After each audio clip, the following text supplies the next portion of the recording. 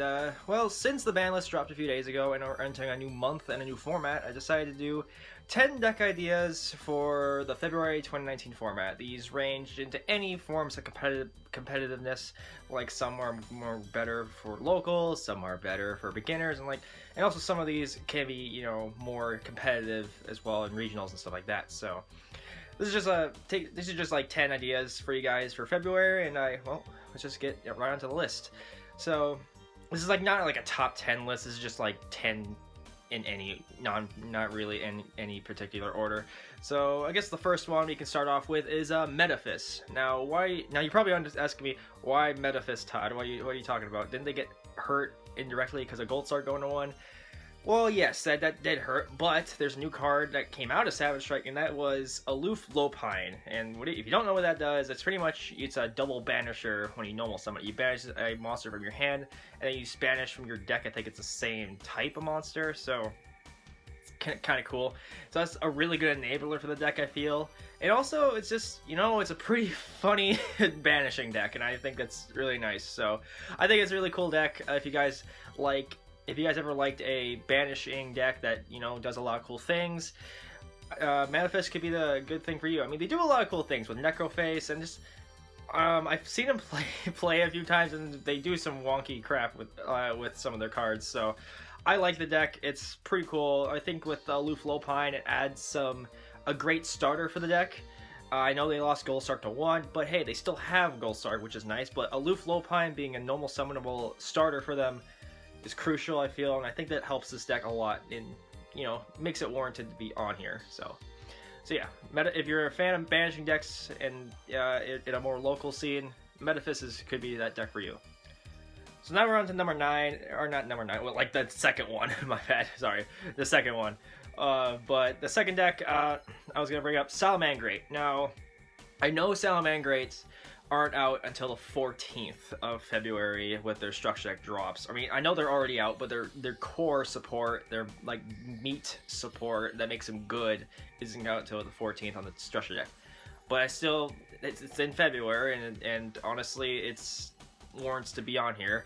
And this is probably the more competitive deck on this, like on my 10 ideas for this February, or on this kind of list if you want to call it that.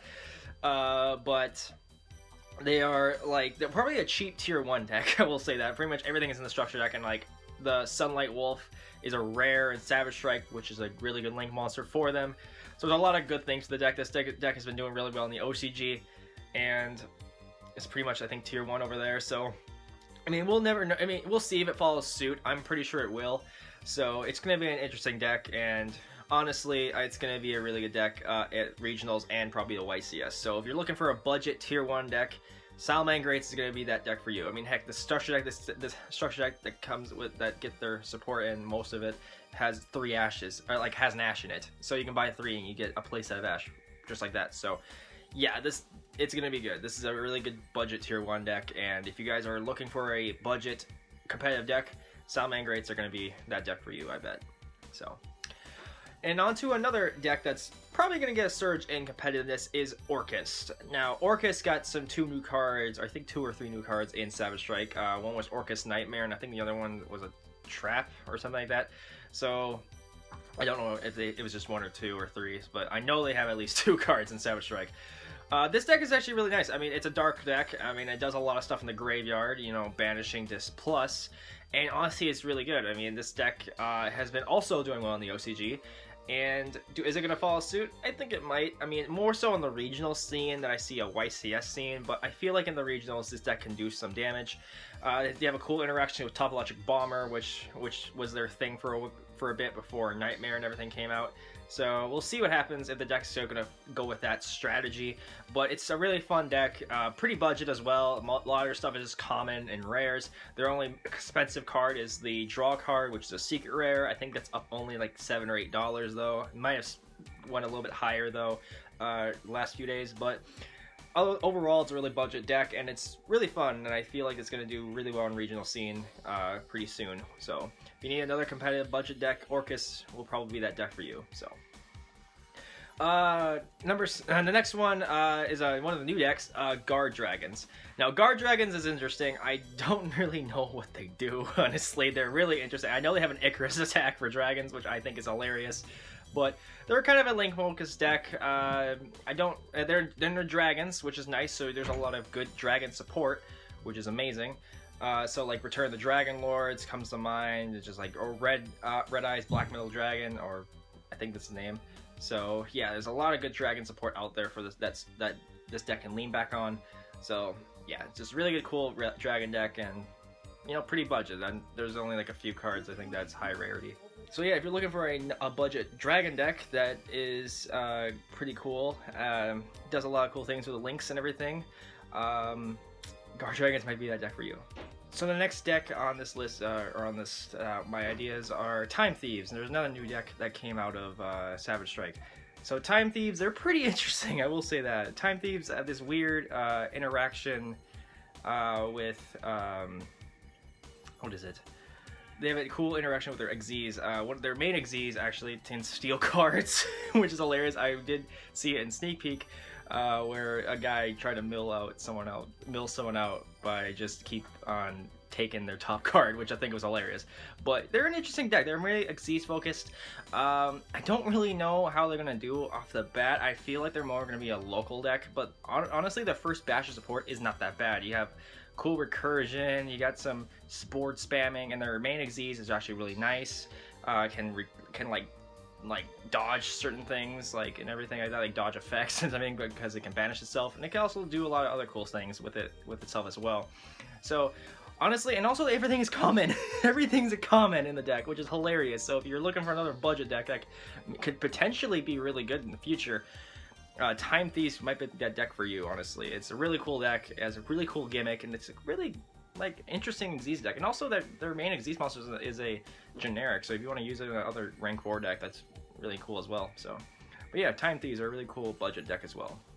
Now onto another budget deck, probably one of the like oldest budget decks, or at least old for like 2 years, I guess. Monarchs. Now, why do I have Monarchs on this list? Well, they kind of got buffed by the ban list by having 3 Stormforth now. That's awesome. The fact that they have 3 Stormforth now gives them more non-target outs to a lot of decks, like to a lot of cards, I mean. So like before, they're like, you know, only had 1 Stormforth, so you had only like 1 non-target out. Now I know there's Erebus, they have that as well going for them, but Stormforth was the big one because they can tribute to your opponent's turn. So now they have access to 3 of those. That's awesome. So yeah, the deck is buffed with that. You can now get like Erebus, Stormforth Erebus again consistently, and also Stormforth Vanities more efficiently. So yeah, Monarchs, they're a really cool budget deck as well. They were like the oldest buy 3 structure decks and get an instant top kind of thing. That was the whole joke with them. So yeah, and honestly, I know they have Pantheons at 1 still, and they have Aether at 1 still, but having 3 Stormforth, I think, will maybe get this deck back into the competitive scene a little bit. So yeah, if you're looking to dust off your Monarch deck, I would say try it out. It's going to be really cool, I think. Onto another deck that was buffed by the ban list, Lair of Darkness. Now, why do I have this here? How did they get buffed? Well, Eradicate Epidemic Virus is now back up to 3, which is awesome. So that allows them to, you know, get their effects off way better, and also to tribute more to your opponent's stuff, which is always great. And also, Eradicator is just a clusterfuck of a card that just screws over your opponent. So yeah, Lair of Darkness, I mean, they came from a structure deck not too long ago, so they're really budget, I feel. Again, another budget deck on this list, I guess you can call it. So honestly, it's a really cool deck. I've had fun with it in the past. I haven't played it much more. My friend Evan usually plays it, so it's a really cool deck. You can mesh it with a lot of other decks as well. Like, I mean, like Infernoids come to mind. Just a lot of cool things. So, and also Pure-wise, the fact that Eradicator is back to 3 again, I mean, buffs them really well. So I feel like, do I see it doing much in regionals? I don't really know. I think it's more of a local deck though. So if you're looking to something to spice up your locals with, Lair of Darkness might be that one deck for you, maybe to piss someone off with Eradicator. So yeah, it's pretty cool though. I like they have a lot of cool interactions with tributing and everything like that and they make everything dark. So yeah, Lair of Darkness seems pretty cool. Now on to another deck. Paleo Frogs. This is a thing my friend Larson wanted to jab in. Paleo, I mean, they're really cool. I mean, I know they're kind of like worse Poltergeist in a way, but they're pretty... I mean, I guess they got buffed because of Trap Trick. I mean, that came out a few sets, like in Flames. I think it was Flames. No. Yeah, it was Flame. No, it was Soul Fusion. Yeah, Soul Fusion. Like, that came out. And like, Eradicator come to 3 helps them, I guess, but they don't have any, you know, huge dark monsters, so I guess that's out. But honestly, Lux just stood the test of time ever since its inception. So, and it has a good track record with regionals and YCS tops, and also it's really budget if you want to, you know, go with, like, everything's common. I mean, I know that some of them has super rare versions now, but if you're going really, really budget, you can just buy everything pretty efficiently. Now, I know, like, the impermanences and the trap tricks are a little bit spendy, but I feel like you don't really need to use impermanence in the deck. More so trap trick, though, I would have to say you have to use. So, but it's a really good deck. It's just a test of time so far. So if you're looking to have some fun with some froggy boys, Paleo Frogs might be that deck for you. Onto another deck that got buffed by the Banlist, though. Back to a deck that has gotten buffed. Shaddolls. Now Shaddolls, the fact that they got Construct back allows them to be used in the various ways. So I guess in this instance, Shaddolls are like any form of Shaddolls, like Shaddol Dinos or like Shaddol Thunder Dragon or Shaddol Train. I don't know. I mean, anything that uses Shaddolls efficiently. So yeah, I mean, the fact that Construct back allows a lot of cool things to happen. So yeah, Shaddolls in any really kind of form is kind of like in this. So more so for me, I'm gonna be using Shaddol Dinos. I'm happy that I can use a Construct in that deck now. So, but yeah, it's really fun.